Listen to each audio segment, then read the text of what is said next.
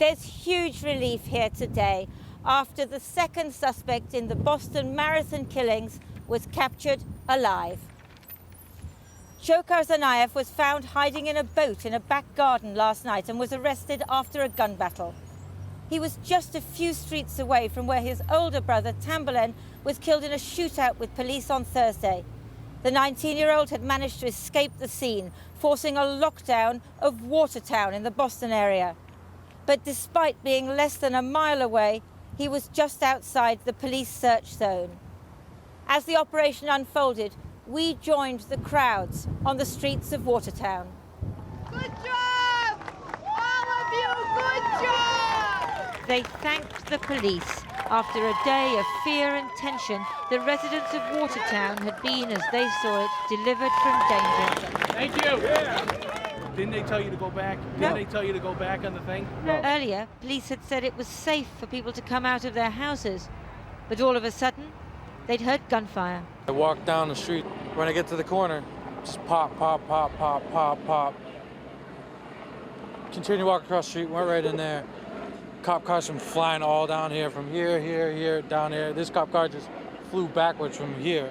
So it was just insane. A neighbor captured the moment. The police were exchanging gunfire with their suspect. They'd located him after a man called to say he'd seen blood near his boat, which he'd covered for the winter in the backyard. Looks inside, just under the tarp, sees a small pool of blood at that point. Again, it was kind of partly sunny yesterday under the tarp of the boat. Couldn't really get a really good view of what he saw, but he saw something hunched down toward the forward of the boat, and his mind instantly did the right thing. The police were moving in.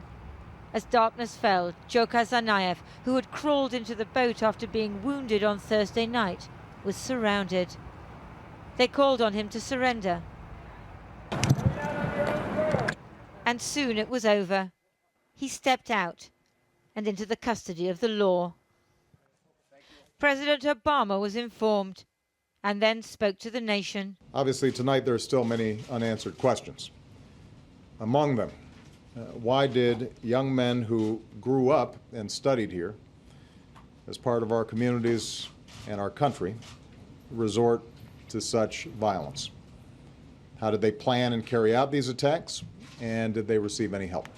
You can set us back, but you can't take us down! In Watertown, they celebrated.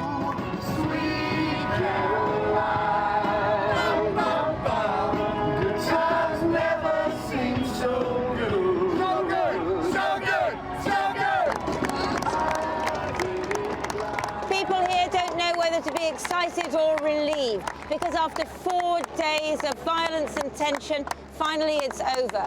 But for the police, the most important thing is that they've caught their suspect alive, so he can talk. Is it important to you that they seem to have got him alive?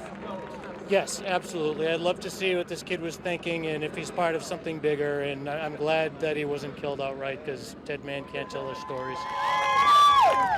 Grateful to be an American and grateful to be alive and safe today, and very thankful to everybody who assisted in getting the suspect. Are you happy that he's alive? Yes, I'm very happy. I think we all want some answers. Thank you!